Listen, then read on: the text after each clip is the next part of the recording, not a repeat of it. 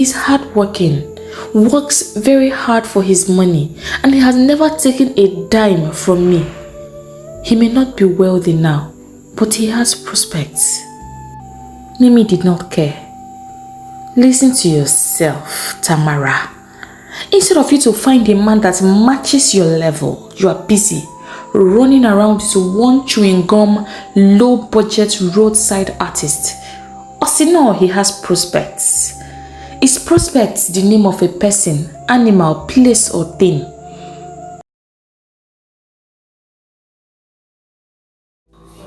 Tamara, with her striking beauty, was seated comfortably in the luxurious backseat of a top-notch black Mercedes-Benz GLE. Her eyes wandered across the lively city of Lagos, a place pulsing with energy and life. She was home at last, her mind filled with fresh knowledge from her master's degree program, which she had just completed, and her heart set on a grand new beginning at her father's company. Chief Pius, Tamara's father, was a man of great wealth, very wealthy and influential, and even great ambition. He had built his construction company from the ground up, poured his sweat and dreams into it. Over the years, his relentless efforts paid off, and now his company stood tall as one of the leading giants in the nation. Life, however, had its own twists. After the joy of Tamara's birth, Chief Pius and his wife, Mimi, longed for more children, but fate had other plans. They could not have more children. They tried every means possible. IVFs failed, and they had no choice but to give up. Despite this, their home was filled with love and laughter, enough to silence any emptiness. Family elders nudged Chief Pius towards another marriage, hoping for a son, at least an heir. Who will inherit all this wealth you have acquired? They queried. But Pius stood firm. Mimi had been his rock, his constant through every high and low. He wouldn't dream of leaving her side, especially not for something as fleeting as gender. This woman has tied our son in a bottle, they complained. Still, he paid them no mind. If she tied me in a bottle, I don't mind though. In fact, I am very comfortable in that bottle, was his response every single time. In order to put everyone to shame and seal their lips forever, Chief Pius had made a vow to himself to give Tamara an education that would rival any legacy, to shape her into a leader, a visionary, someone who could outshine any number of sons. And so Tamara's journey began. She delved into the world of architecture, her passion for building and design taking her from the halls of her university to the far corners of the globe for her master's studies. Now, as Chief Pius readied himself for a well-deserved rest, the stage was set for Tamara. It was her time to step up, to weave her own story into the legacy of her father, to take the company to heights unknown. With the same fire and spirit that ignited her father's birth all these years ago. As she sat in the cool serenity of the air-conditioned car, oblivious of the heat and sun that scorched outside, she watched as roadside hawkers advertised their wares running up and down. She smiled amidst the chaos. Lagos has not changed one bit, she thought to herself. Tamara was lost in her own world, but the sight of a beautiful painting of a woman cradling her baby suddenly brought her back to the moment. Immediately, she asked the driver to pull to the side of the road, and she stepped down. One of the things that tickled her fancy the most was art. She loved collecting beautiful oil paintings. She thought to herself once that if she had not pursued a career in architecture, then she would have freely considered fine art. As she stood admiring the paintings, she heard a deep voice behind her. "Isn't she lovely?" Tamara looked back to see the most breathtaking piece of art standing there in all his handsomeness. She quickly caught herself and cleared her throat. "Yes, she is," she replied. He stepped forward, standing right beside her. "The unconditional love and sacrifice of a mother," he said. Tamara looked up at him, surprised. "Is this your work?"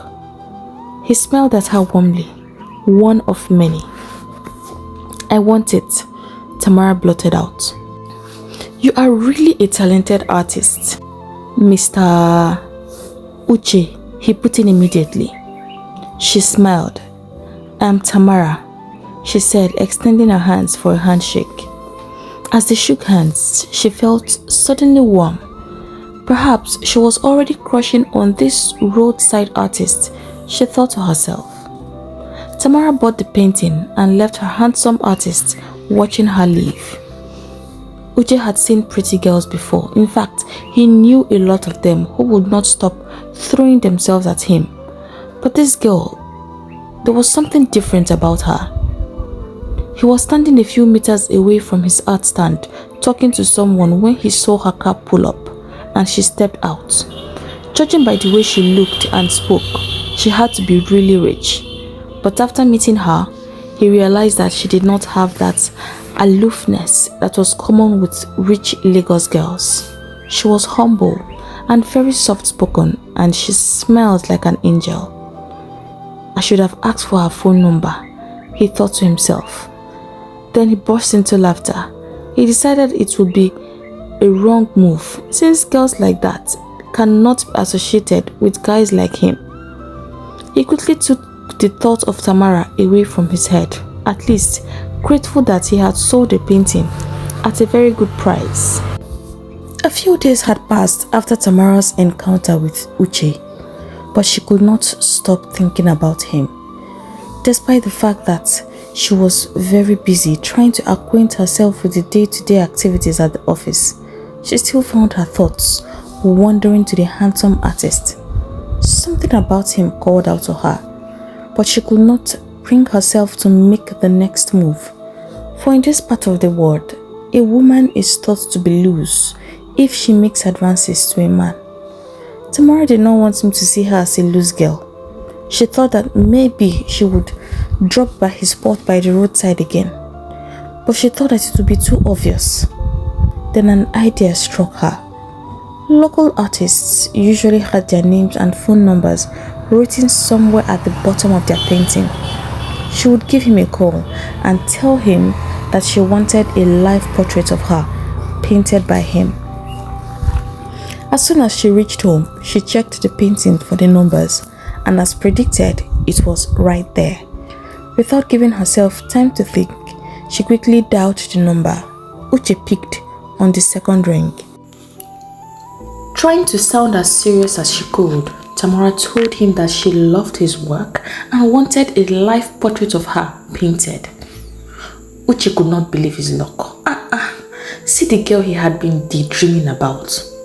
He agreed sharp, and they fixed an appointment for the next day to discuss the details of the job. When the call ended, Tamara did a little dance in her room. She had no idea what she was doing, but she was definitely going to follow her heart, regardless of what the society was going to say about it. So with a satisfied smile on her face, she set out to pick a nice dress for the meeting. The next day, Tamara woke up very early to prepare for a meeting that is supposed to happen later in the afternoon. She was so excited, like a child promised a candy or waiting for her Christmas clothes to arrive. She was the happiest person alive, literally. She took her time to arrange herself, determined to make sure that her fine artist saw her in her best form. She arrived at the restaurant first. Why not, when the meeting was all she had dreamed about the night before? It was no different for Uchi. He considered himself an expert in women affairs. He was confident that he was going to impress this woman enough to be doing more than painting a picture of her. However, as soon as Uchi entered into the restaurant, he suddenly started feeling jittery. He started to feel nervous. all his composure and steeze in the mud. This was not the first or second or third or even the 10th time he would be meeting a woman, but this time it was different. He tried to remind himself that this was a business meeting, no, not a date, and comported himself. But as soon as he saw Tamara smiling and waving at him from where she sat, his heart dropped to his stomach. Damn, he thought to himself. He realized he was already crushing heavily on this girl. It was a Saturday afternoon. Tamara was off work, so she had the whole day to herself to do as she wished. And she wished to spend the afternoon talking to this handsome man sitting right in front of her. What was supposed to be a short business meeting turned into a date. In fact, they sat there for hours, talking about each other and laughing happily. And in all these hours, they had still not talked about what actually brought them there. After 3 hours of talking over food and drinks they ordered, they already felt like they had known each other for a long time. They talked about their childhood, education, family. She felt a little sad for Uchi. Her childhood had been a very easy one, but it was not so for him. He did not know who his father was, so he was raised solely by his mother. He did not have much, and so he had to start working very early in life to make money, support himself and his mother. He discovered his talent for drawing, and that was how he started painting and selling. He could not go to the university, and so after he finished his secondary school education, he got a spot by the road, paid for it, and started advertising his paintings there. Tamara was deeply touched by his story. He was just a young man working so hard to survive, and he was doing a good job of it.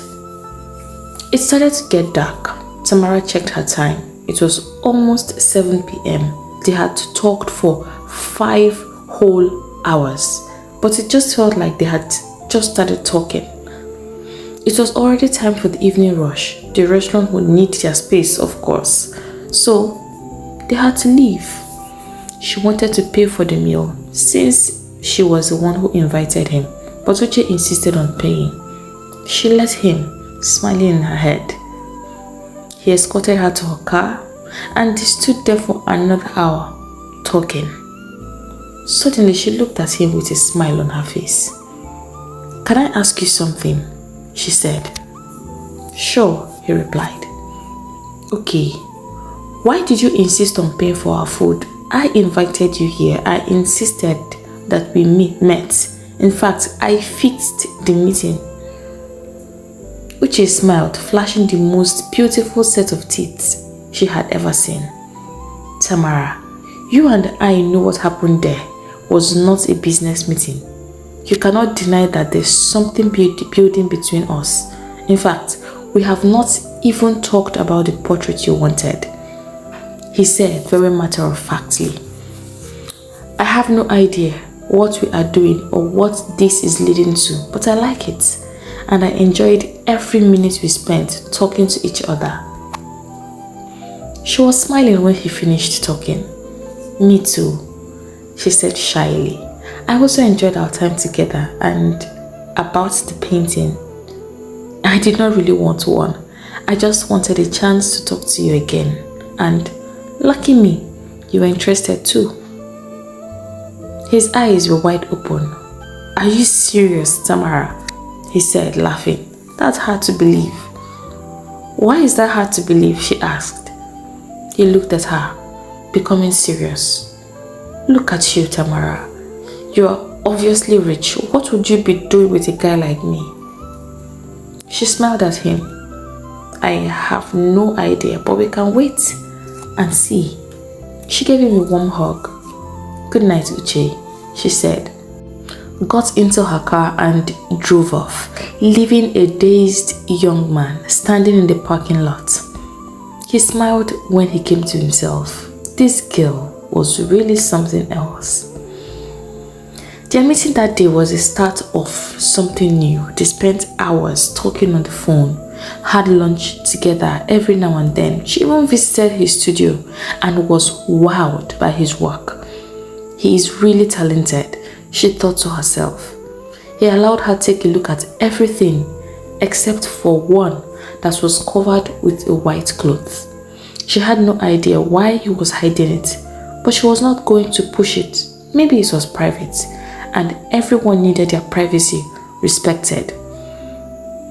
As the days went by, their love for each other grew stronger. Their relationship became even more serious. So serious that Tamara went ahead and told her parents about him.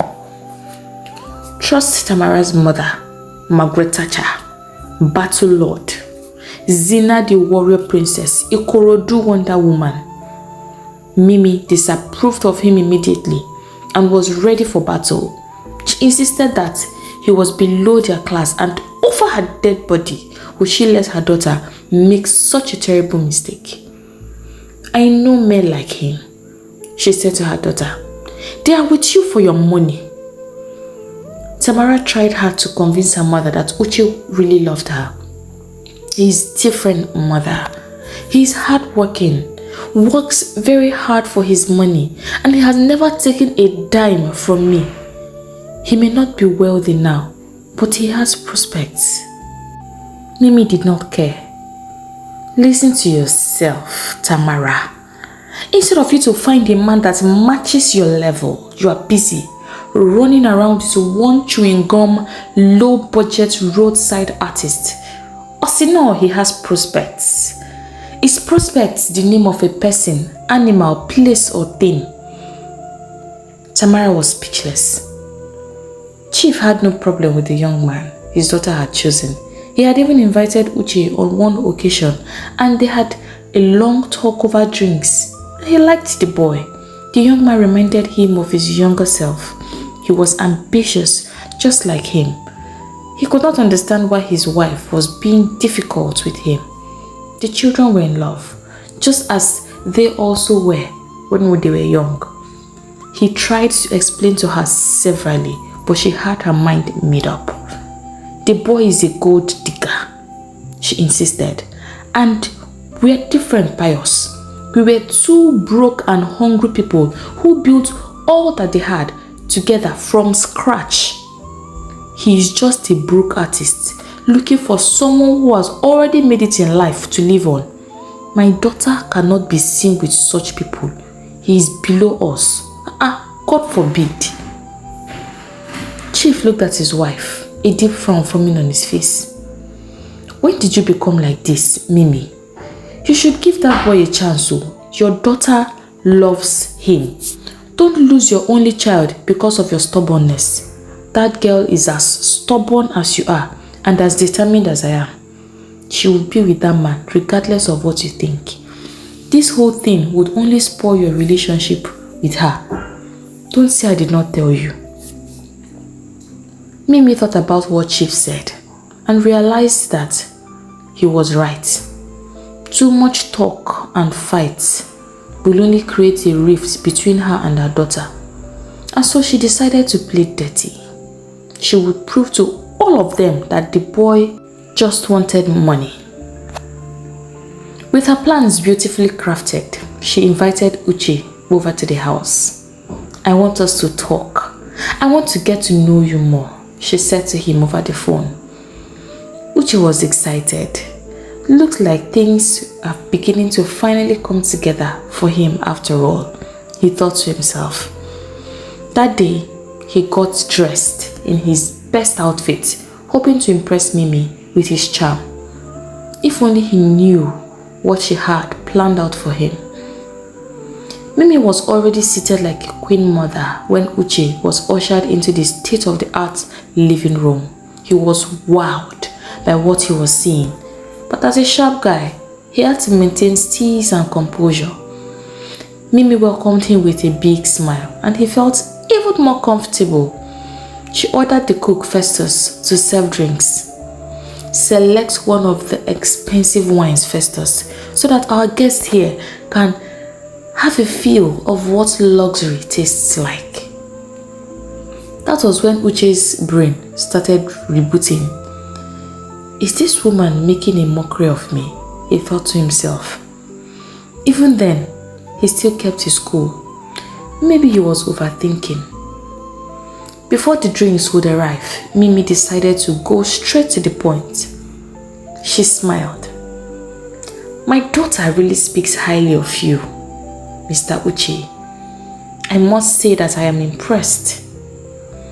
Uchi smiled so wide that his cheeks looked like they were going to slack.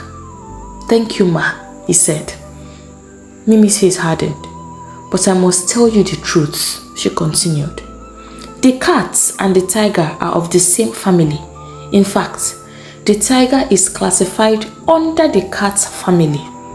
I find it funny though, considering that the fact that the difference between the cat and the tiger is as wide as the distance between Lagos and New York. Uchi was already sweating profusely. He did not like how this meeting was going. It was not going the way he envisaged. Mimi continued. As much as you are a human being, a fine one I must say, you are a no-no for my daughter. I know what you want, Mr. Painter, and I will make it easy for you. She brought out a checkbook from her bag, tore out a piece, and handed it over. In case you don't know what this is, because I know you may not have seen a checkbook before, this is a blank check. Write how much it is that you want and leave my daughter alone, she said scornfully. Uchi looked at her with pain in his eyes and shook his head. I knew you did not like me, Mrs. Chuku, but I had no idea you thought this lowly of me. He laughed bitterly. What was I even thinking? That you suddenly liked me? I'm such a fool. His laugh disappeared. I don't need your money. I don't need your family's money. I love Tamara with all of my heart. You rich people always think that everyone wants to take your money. It's always about the money. And truth be told, you need to get reoriented. Leaving Mimi speechless, he stood up and walked out with a broken heart and eyes shimmering with tears he was desperately holding back. He loved Tamara deeply, but he refused to be insulted this way. It was time to tell himself the truth. The rich and the poor were a million miles away. Although it would be tough for the both of them, but it is best that they both went their separate ways. Over the next couple of days, Uchi kept to himself. He was not eating well or sleeping. He refused to take calls or even leave the confinement of his room. He spent long hours in his studio painting. It was the only thing that could keep him sane, so he buried his pain in his art. For colors gave life to the darkness that was threatening to swallow him. Tamara called him severally, but he could not bring himself to take her calls. None of this was her fault, but they needed to face the harsh reality. They were worlds apart, and he would not spend the rest of his days trying to impress someone who thought the worst of him. He would eventually have to talk to her, but it was a weekday and she would be working. He would wait for the weekend. He did not want her distracted. But then, 3 days later, he sat in his studio, lost in thoughts. He did not hear someone coming until it was too late. The studio door opened with a loud bang, jarring him back to the present. He looked up and there stood Tamara, looking as effortlessly beautiful as always. His heart melted. What is happening here? She asked, looking around. Uche's eyes followed her gaze, sweeping the room. Truthfully, the room was a dump. There were dirty dishes lying around, cans of beer lying all over the place. I was really busy. I will deal with it later, he replied. She looked at him. Are you okay? You got me really worried. Why have you not been taking my calls? She asked, a weary look on her face. She could see that he was avoiding her gaze, so she stepped forward towards him and touched his face. Look at me, Uchi, she said, turning his face towards her. What is going on? She could see the turmoil in his eyes and she became scared. I know this look. Wait, are you leaving me? Still, he said nothing. His heart was breaking with each passing moment. He needed to tell her what was really going on, but how could he? He also knew it would shatter her. He held her hands. Sit down, Tamara, he said, nudging her towards a chair. We need to talk. No, she replied stubbornly. If you are going to break up with me, just do it right away, she said angrily, brushing tears from her eyes with her hands. Have you been playing me all this time? Wait, is that someone else? Tell me. Oh, I see. It's the hidden painting. How could I not have known? She said all at once, sounding at the verge of hysteria. Uchi looked confused. What painting? She walked straight to the canvas, covered with a white cloth, and drew the cloth away, exposing the painting. This pain... She stopped dead in her tracks. It was a portrait of her, exactly the way she looked that first date at the restaurant. She was speechless. She looked at him, tears running down her cheeks. It's so beautiful. It was supposed to be a surprise, he replied. But then I see. Either ways, it was still a surprise. There is no one, Tamara. Not since I met you. I have loved you from the moment I walked into that restaurant, and I still love you even now. Nothing can change the way I feel about you. I need you to know that, he said, holding her hands. Then what is the matter? She asked, looking up to his face. He led her to the one sofa in the studio, and they both sat facing each other. Sometimes, he began, love is not enough. People get frustrated and fall out of love, and sometimes end up talking out the frustration on the one they are supposed to protect. I love you so much, Tamara, but this relationship will not work. We live in different worlds. This is about my mother, right? Tamara asked, her eyes already red. This is about her. What did she say to you? She asked, her tone becoming suddenly firm.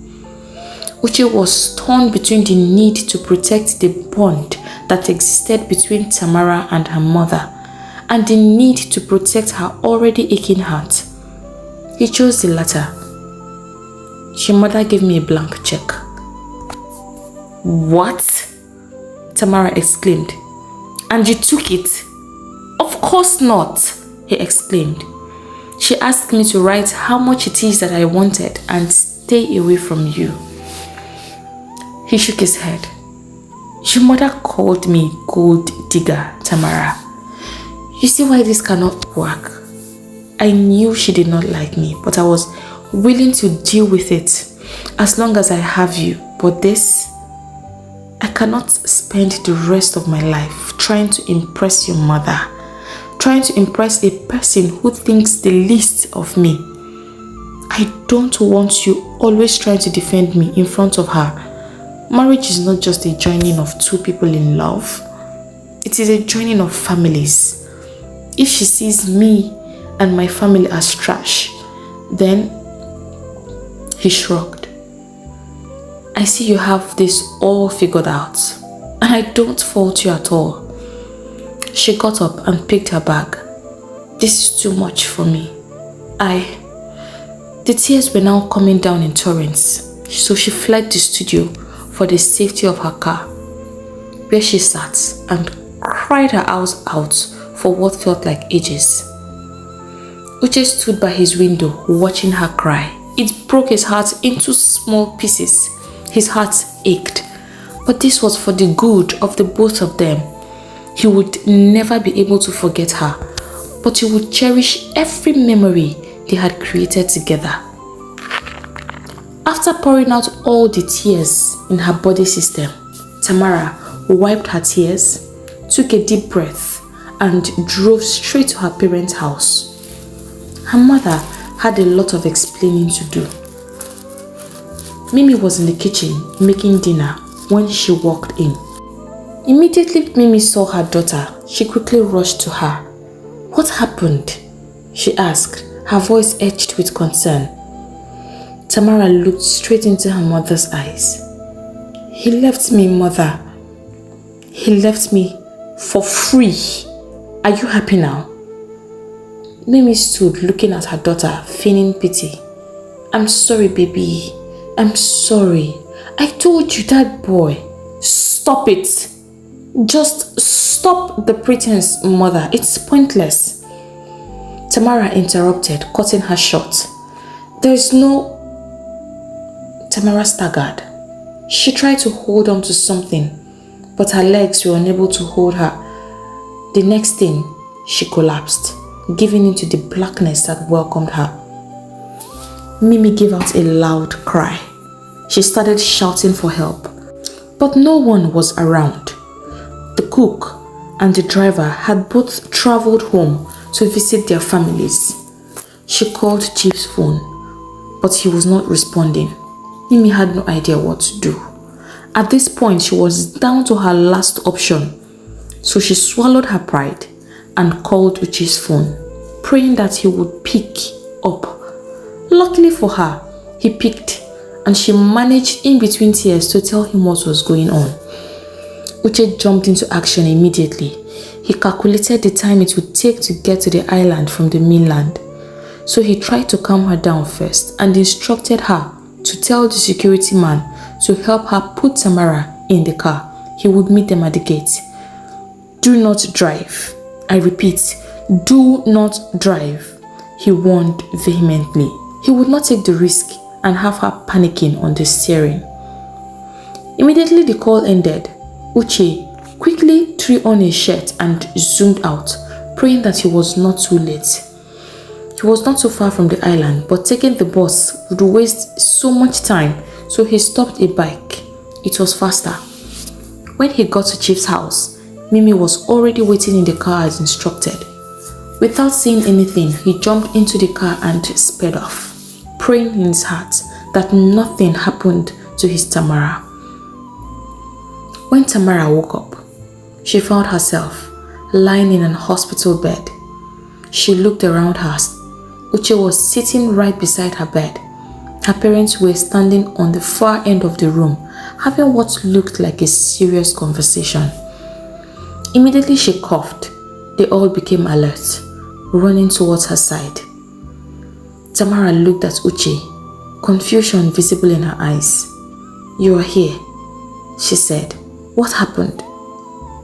Uchi could not say a word. He just held her hand. "You'll be fine, my love," he responded, trying hard to keep control of his voice. She looked at her mother, her brain gradually recollecting the evening's incident. "Mom, what happened?" Mimi started crying. She could not hide her emotions anymore. Tamara became afraid. "Someone should say something now. Am I dying?" she queried, her face masking worry, looking from one person to the other. "Dad?" Chief Pius looked at his only child, tears in his eyes. "It's okay, baby. You'll be fine." "Stop telling me that," she said angrily. "If there's a problem, I have the right to know. So you all should tell me what is going on now." "You're right," Chief responded. "You have the right to know. But I want you to know that we are here to stand with you every step of the way. And..." "Dad," she cut him short. "Tell me what is going on," Tamara said. Chief looked at his daughter, his heart heavy. "The doctor said that your kidney is failing." His words hit her like a bomb. "What? How?" she asked, looking at Uchi for confirmation. But he was just sitting there, looking devastated. They're not sure how. There are a lot of things that could have led to this. But my love, don't worry. We are already applying to get you a donor. Tamara looked at him as if he was speaking French or Swahili or some foreign language. A transplant? As how? Calm down, Chief said. We will make sure that you are fine. Your mother and I would have easily given up ours for you to live, but we did not seem to be a good match. See, we don't care how much it costs. We are going to make sure that you live here alive. For now, you will be placed on dialysis, so all will be well. Tamara let out a deep breath. So, my life is now dependent on if I am able to get a donor soon. What if I don't get one? The whole situation was too hard for Uchi to bear. He needed to vent. He was at the verge of losing the only color in his life. How was he supposed to live knowing that she was gone forever? It was as if a part of him was gradually fading away. He excused himself and went to the hospital bathroom. He stood in front of the mirror, staring at his reflection. A day ago, he was so sure that he could stay without Tamara. But right now, he knew that he would never be able to be without her. Worse still, he couldn't bear the thought of leaving her. The situation was actually worse than they were letting her know. If she did not get a transplant before 2 weeks, she would be gone for life. Meaning that they had about 1 week to get a donor. He stood resting his head on the wall. What if they really did not find a donor? He began to panic. Then a thought hit him. What if I'm a good match? He thought to himself. Without thinking any further, he ran straight into the doctor's office. Test me, he said as soon as he recklessly barged into the doctor's office. The doctor was surprised. I don't understand. Who are you? Uchi had no time for long talk. The lady that needs a kidney transplant. Tamara, I want you to test me. I want to be her donor. If we match, of course. Are you a member of her family? The doctor asked. Uchi was losing his patience. Does that even matter? You see that woman lying there? She is all that makes sense in my world, and I will not lose her. Test me, doctor. The doctor complied, and Uchi was tested. Within the next few days, the results were ready, and as if the cosmos had a hand in what was playing, Uchi's kidney was not just a perfect match, it was very healthy. Mimi was shocked beyond words when she found out what Uchi was about to do. She was ashamed of the way she had treated him in the past. She had looked down on him, seen him as trash. But here he was, putting his life on the line for her daughter. She looked at him from where she sat in the doctor's office. Thank you very much, my son. I'm so sorry for the way I treated you. You have shown me that indeed there are some problems that money cannot solve. The kind of love you have for my daughter is rare. Please, forgive me, she said, her cheeks staining with tears. It's alright, Mrs. Chukwu. Uchi faced her. We all make mistakes and judge others. I know you did it out of love for your daughter. You are only trying to protect your own, and I will not hold it against you. Now it's time for us to stick together for Tamara. She needs us now more than ever before. Chief stepped forward, his face edged with worry. He looked straight into Uchi's eyes. I know you love my daughter deeply, but are you sure you want to do this? Remember, the chance of survival is 50-50. Uchi smiled. What is love without sacrifice, Chief? If I have something that can save her life, I am willing to give it to her. Life is a gamble. I could still go out and have an accident and still die. I have thought about this and I've never been more sure about anything as I am now. Chief looked at him, his heart swelling with love for this young man. In his heart, he prayed that they would all look back to this day with a smile on their faces. 3 months later, as Tamara walked down the aisle, her eyes filled with tears. She could not believe that she was about to be married to Uchi, the man who had loved her enough to give his life for her. Their meeting by the express road still felt like yesterday. What started as a mere fantasy had blossomed into something so beautiful. Indeed, one can never know where they would find love. As she stood face to face with him, staring into his handsome face, she was lost in his eyes, oblivious of everyone around them. She could only hear the preacher's simple question. Do you, Tamara Chukwu, take this man as your lawfully wedded husband, in sickness and in health, for richer, for poorer, till death do you part? She smiled, gave a simple answer, more sure in her heart than she had ever been. I do.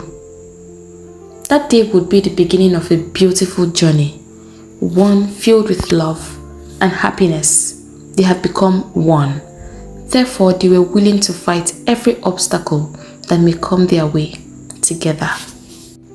Hey lovers, thank you for listening to this story. If you are new here, welcome to our community. I hope you enjoyed listening to this story as much as I enjoyed creating it.